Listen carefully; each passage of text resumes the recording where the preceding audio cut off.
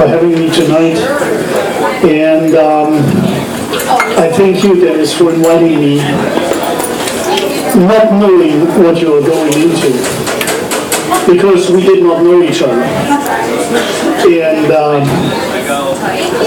we had a phone call for about, I don't know, it was 10 minutes, yes, and talked to each other, and that was the starting point to decide that I will stop in here and spend some time with you to give you my opinion on what is going on in the world right now, what is going on in the United States. And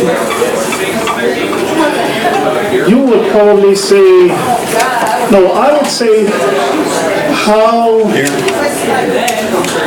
honored I am to have the right to talk to you about that. And you might say, how dare this guy to tell us about our country? And it is only because I see so much parallels between the world I have been raised in and that what is going on seems about, I don't know, 70 years now here in the United States, which I could only experience the last 9 years, but that is enough. It was enough for me to finally write a book about the story of my life, so that people who are willing to spend that money to buy the book and read it know why it is important to stand up and not let it happen that your country turns in something like that where I've been raised. Because then your children and your grandchildren will pay for it. So if you are interested and you are really interested in what is coming and spend some money for that, I would really appreciate if you buy my book at the end. I sign it for you. But anyway, I think it is so important because the United States is the last bastion of freedom. There is no other country in the world. There is none. Before I go into my history and the parallels with my history and the United States I see since several years now, I would like to make a short statement about the current situation in Europe. Now, many people don't even know that Russia, to a huge part, belongs to Europe. Russia, up to the Ural Mountains, is Europe. So everything that is going on right now there is going on in Europe. And just recently I talked to a friend who knows Europe very well because he worked in Europe for many years and his wife is from Italy. And I had to correct him, and I think many Americans need to be corrected in that understanding. It is not a fight between good and evil. What happens right now in the world since a couple of years, actually I think since Libya, is a fight between evil and evil-inspired forces. Not even governments, forces. The European elite, which is behind the European unification and try to make Europe a one nation controlled by a centralized power. And the forces behind that here in the United States to turn this country into a centralized, controlled power, controlled country. And the other forces in Asia, China is fighting for getting their hands on the South China Sea, which includes a huge, huge territory of water and islands surrounding their area to increase their influence. The evil-inspired powers are securing their territory for the endgame. And all Christians know what I mean with the endgame. Those 7 years of horrible and terrible time on the world, worse than the days of Noah, as the Bible says.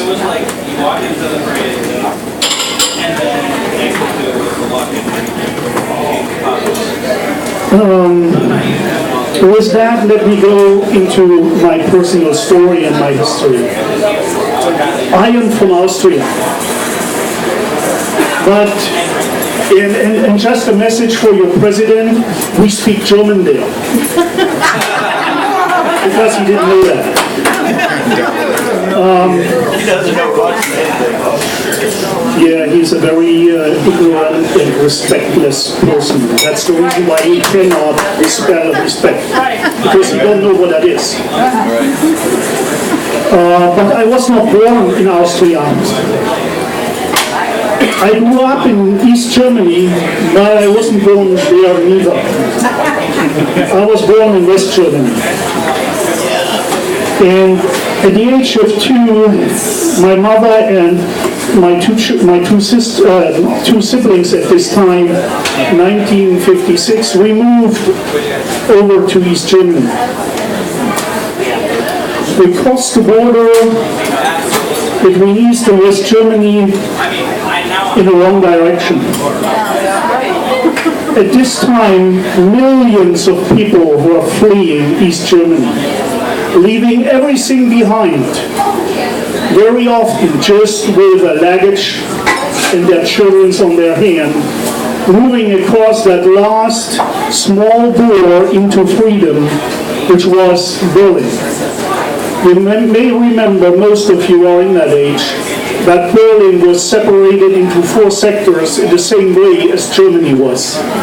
The 3 sectors of the Western Allies, United States, France, and Great Britain, united to West Germany, founded in 1949, and the other part, occupied by the Russians,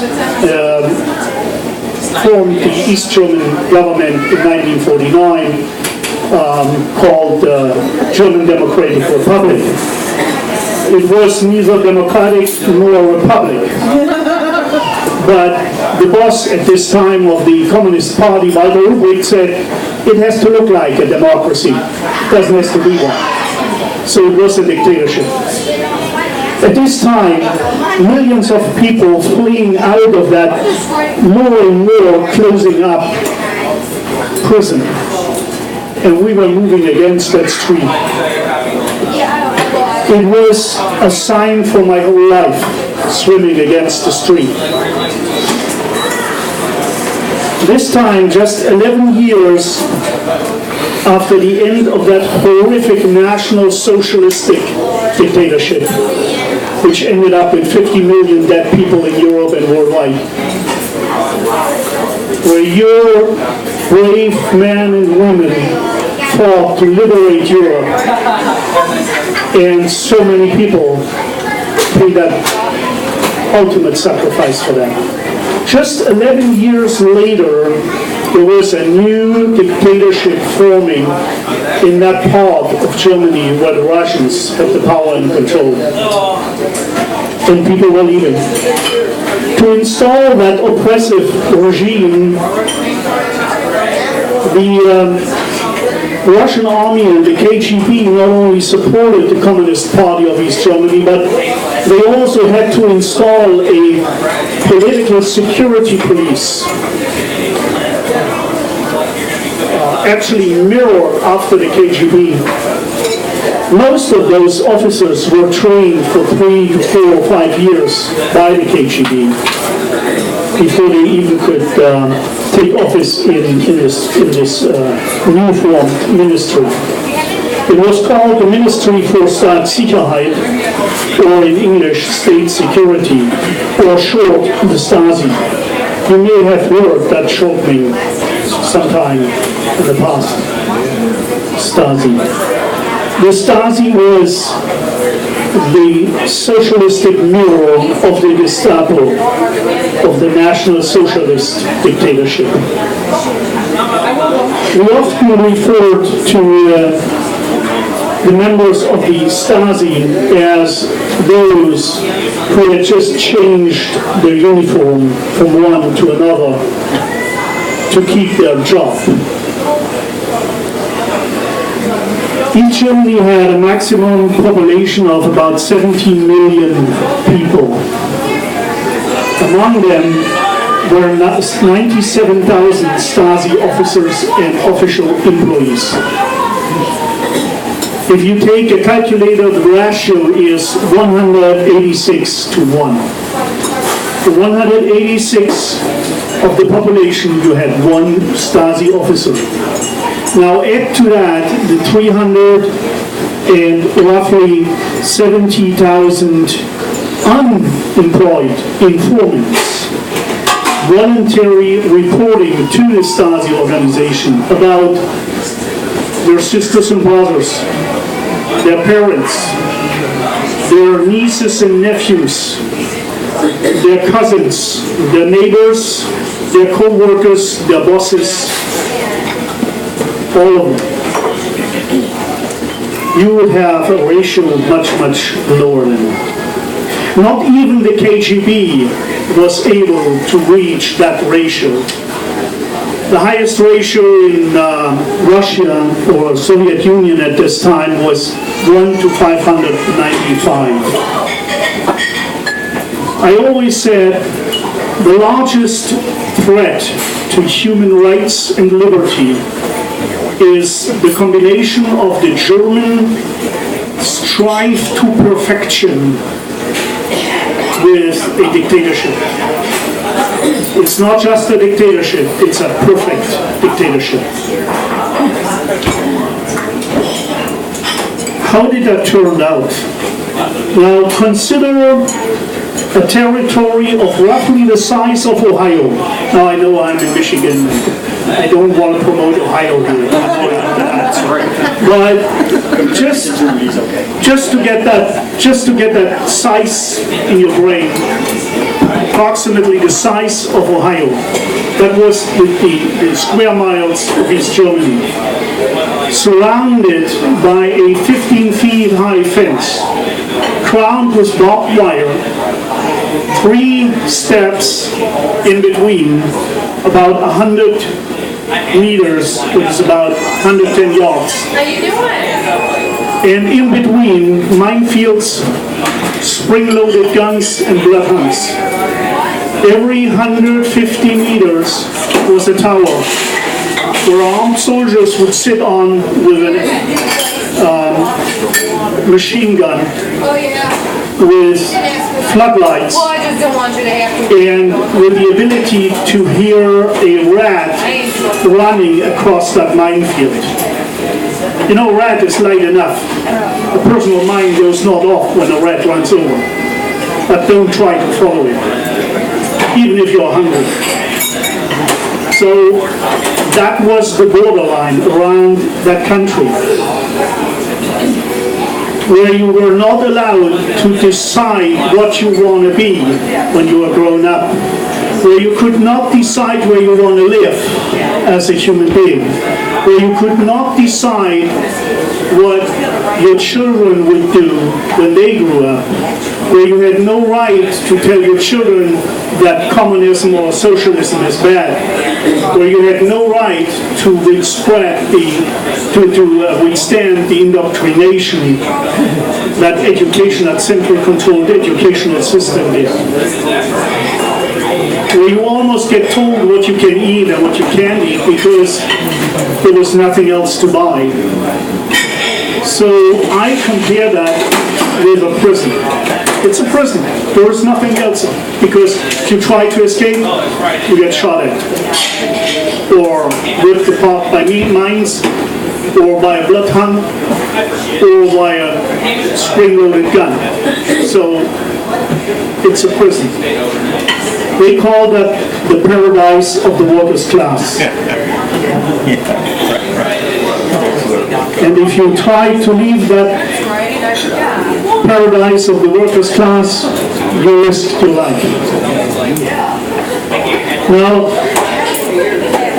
for all those years, I grew up there.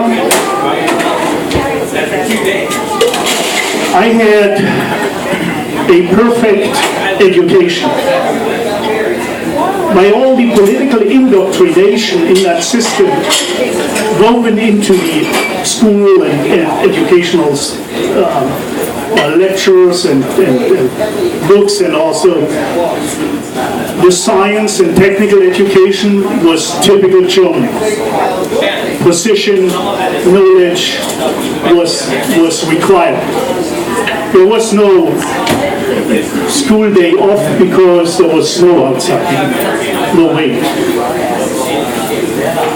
So I grew up in that system, and although God tried actually 3 times to get a hold on me, I have to say my mother didn't care much about church also. It was always only if it was opportune that we went to church. I remember maybe 3 or 4 times at Christmas and Easter or so.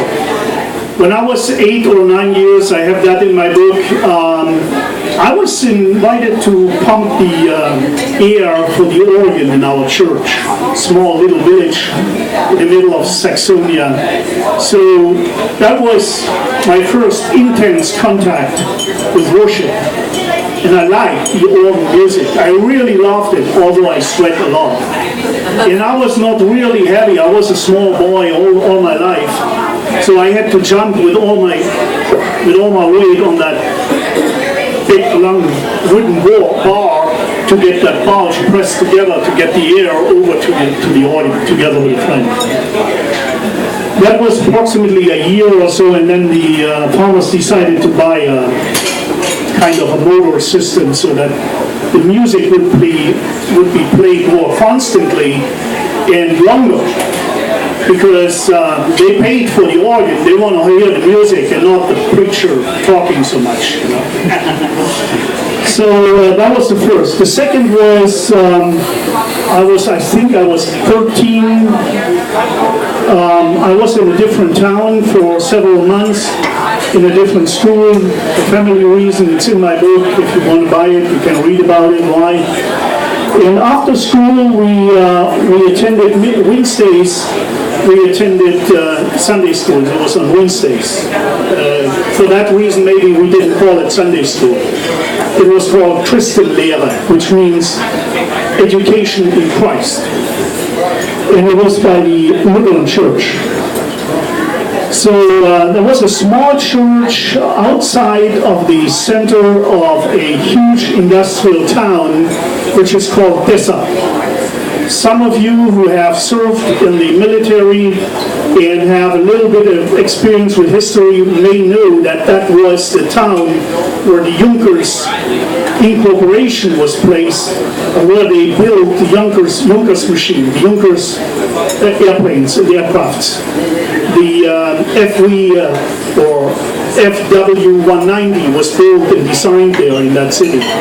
So the American Air Force during the Second World War, at the end, especially the last 2 years, was trying to stop that from happening. So they bombed that city several times with not much effect, I have to say, because all of the manufacturing, again, German ingenuity and organization and perfectionism, they had spread out all the manufacturing into several small villages and buildings. So you had to hit probably 180 to 200 different objects to even stop the fuselage from being produced. Now, during one of those bomb raids, one of these small, I think they actually called that, in Germany at least, they called that the Christmas trees. That was when the bombers came over, the pathfinders would send down kind of burning bombs which would hang on parachutes and would go down slowly, and then everything else, so that the whole area was pretty much lighted up so that they knew where they had to drop the bombs. And one of these lightning bombs went right to the roof of a little small church. And on the floor of the church it burst into parts, and the whole church floor was set on fire. Now all the pews, everything was burning. Everything was burned out completely. But on the front side of the building, there was a huge man-sized cross with a Jesus Christ figure on it, carved out of wood. I mean, it looked awesome. Really phenomenal handcraft did that. and the fire stopped right beneath the feet of Jesus Christ. Everything else was burned up. That was my second encounter with God. Now, since that was not a part in our family life, it didn't last long. I was 13 years old, and God had to get another chance to get my attention. Finally, we moved to the Lord, kind of family reunification, and the grandma of my cousins insisted that these bad boys get at least some moral education, and meant with that confirmation at the Lutheran church. Now, my uncle was not really happy with that, because that would mean that we would at least lose an hour and a half, 2 hours a week from being useful to the business, meaning feeding the animals. We're all small farmers, everybody had a job. Now, our grandma said, okay, here's the deal. She had some jewelry rescued over the war, not really much worth, but for us, or in their eyes, it was a lot. She said, if you don't give the boys to the confirmation, I will sell my jewelry and will give the money to the church. Now, that was the point where he turned, because he didn't know how much it is, and he don't want to have that given to those idiots who are talking about a book which was 2,000 years old and nobody knows where it came from. That was his opinion. So, and he made that very clear at any minute he could. So finally, they made that agreement. We got a pastor, a youth pastor, coming out of city into our settlement once a week for about 2 hours, with the attempt to train us into the biblical appearance of Jesus Christ on earth. Now, that was a total failure, because he came with a bicycle, that was his transportation, and he needed spare parts. Spare parts were rare in East Germany, and he had something we like to have, that were West German soccer players on cards. Something like you have your baseball cards or so. I mean, that was something like gold dust for us. So we were bordering with him on all kinds of spare parts for bicycles. And I can't remember that the one or other word about Jesus Christ came into those conversations. That was it. After a year of training and intensive education, we had a meeting with the main pastor downtown at the church, and he almost dropped dead on the floor when he encountered our knowledge about no knowledge. So we had a week intense training with the pastor after school, so that we would pass that test for the confirmation in front of the congregation. We did that, we passed the test, and when we were done, we got a New Testament with, I think, the Psalm, the Proverbs, and then the Lutheran Catechism was in there. And my brother and I, my little brother was a year and a half younger than me. We were walking home from church about 4 miles to work, and in the middle of that work, I suddenly said, "You really believe that stuff, Michael?" And he said, "What do you mean?" "So you want to become a pimp like this preacher who trained us a year long?" "No, not really." "Okay." So we throw that New Testament with the Psalms and Proverbs into the bushes. And that was my third call from God to become a man after his ideas. And I neglected that. With that, when I finished high school, went to college, I applied for membership at the Communist Party. I was a card-carrying member of the Communist Party of East Germany, and I was good at it. I was a youth leader in our district, probably, I would say, 2 or 3 counties. If you put them together, that was the size. I was responsible for, it was called the Secretary of Education and Propaganda, and I was responsible for this district to train all the youth leaders in schools, in businesses, everywhere, how to organize the youth work in those entities. That was my job. That was not a job paid for. That was voluntary after work. Beside that, I went to college to become an electrical engineer and began actually to collide with the system, because doing all that work, I realized that there was a huge gap between the wording and the actions. And one of the largest was, which I was fighting with since high school and had many, many debates with my German teacher about, and I appreciate that till today that she gave me the opportunity to strengthen my argumentative skills in those debates. I was the opinion that the system needed to be changed from within. You can only change it, become a member, you find like-minded people in there, and then you change it. And what I wanted to change was that huge gap. What I realized was there, that on one side, the party line was, we are liberating the workers' class from the oppression of the capitalist suckers, if you want. And at the same time, we took away their individual freedom to decide about their own life.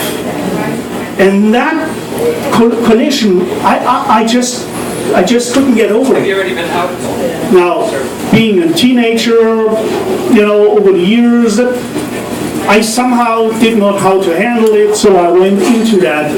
Became a very, very widespread and very well-educated and appreciated part of that agitation and propaganda system. But the doubt in my mind about being a free man and having the ability to decide how you want to control your life, that never went away. I just couldn't get it together. And then God had finally enough with me.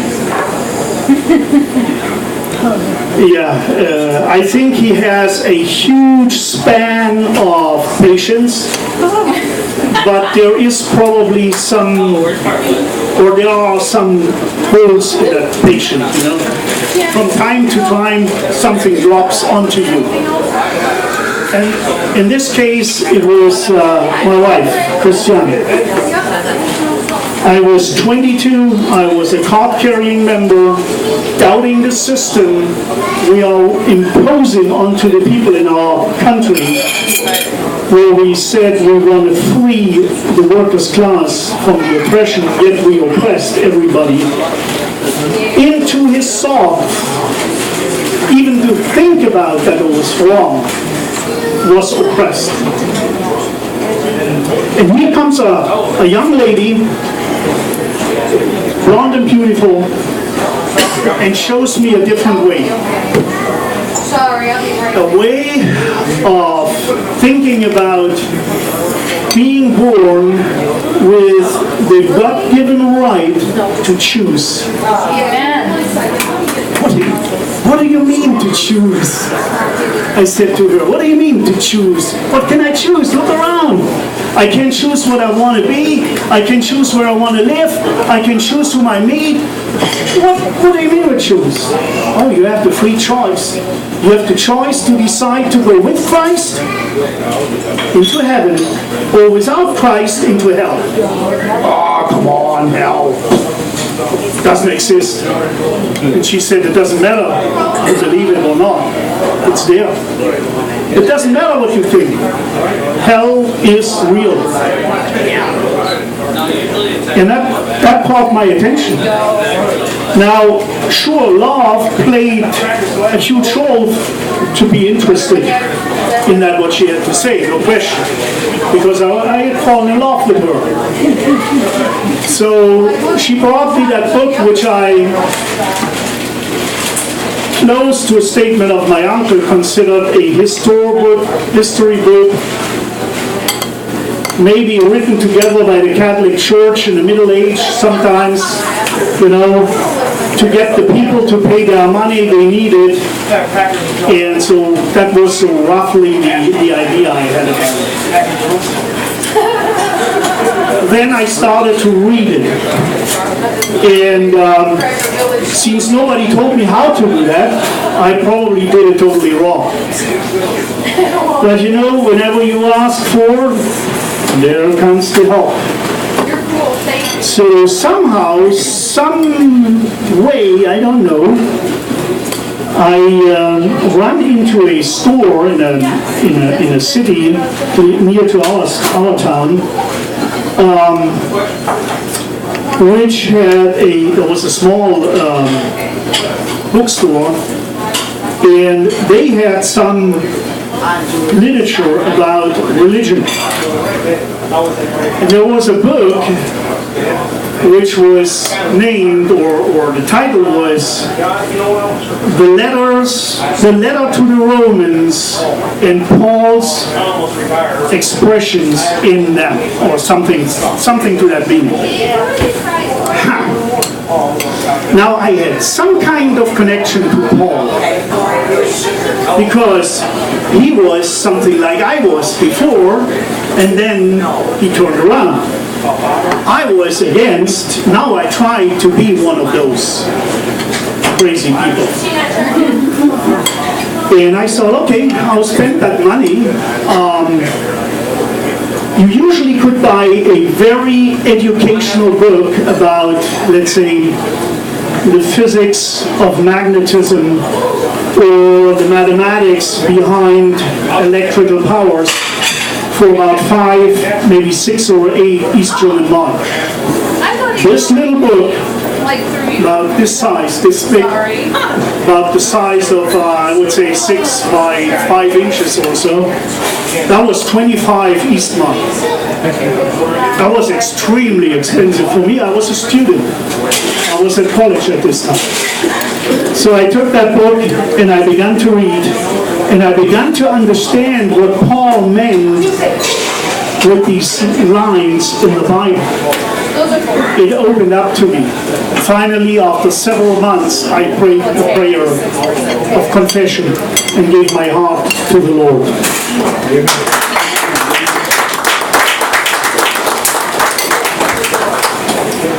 Now, I could not make that public because I had the idea to not stop my education. First of all, at this time, I was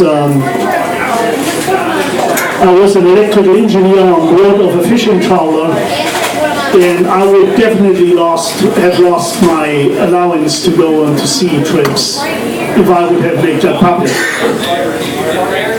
Secondly, as I said, I had the idea to get a master's degree in electronic engineering, and I wouldn't have even seen the door of a university declaring my discharge of my membership at the Communist Party and being a Christian, believing in Jesus Christ and His resurrection. So I hid that. I went to university, had a lot of experience in all kinds of directions with and against the system.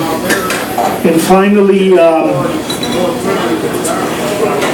we were married before I went to university. 2 children were born in that time, and when I was done, I started to work at a Navy base as an engineer repairing radio transceiver stations. And then A simple message from a Stasi informant in West Germany changed our life on a dime.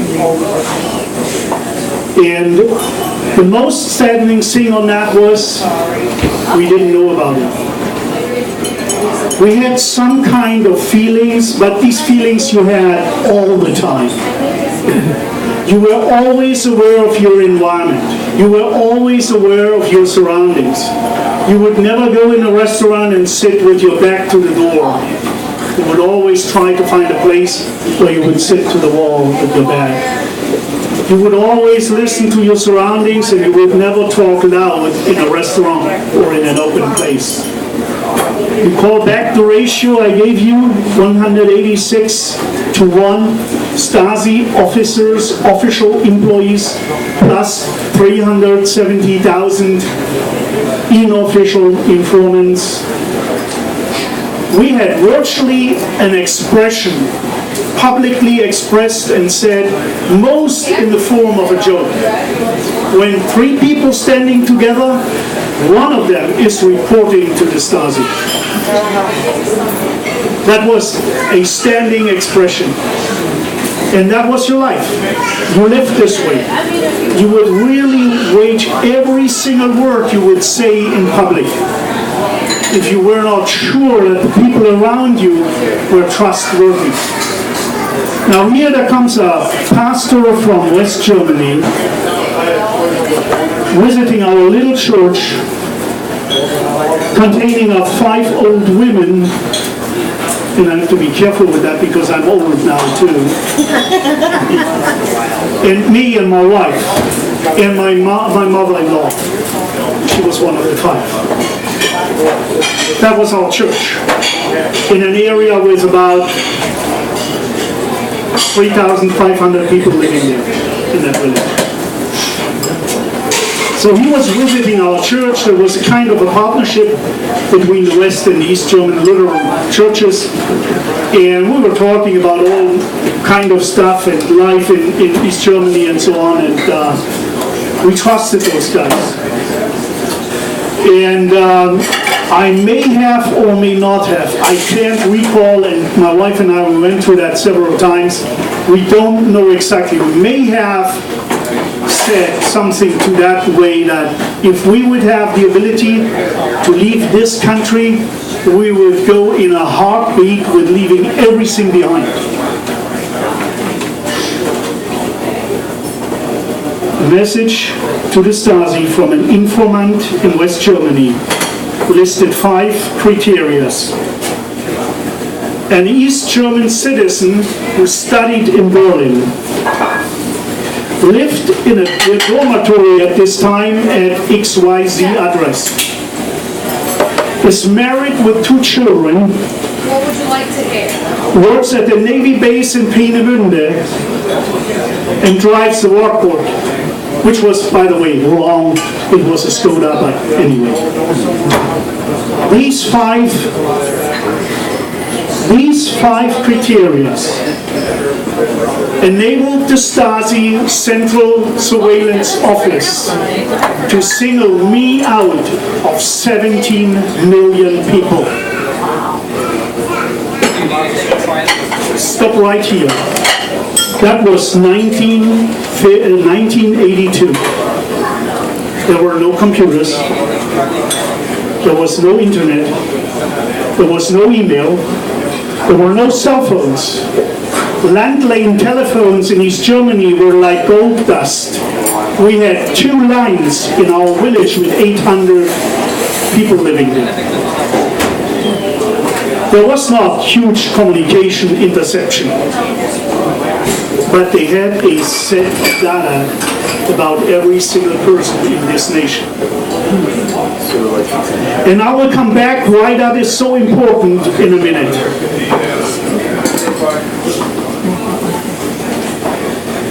What followed was a 4-year total surveillance, 24/7.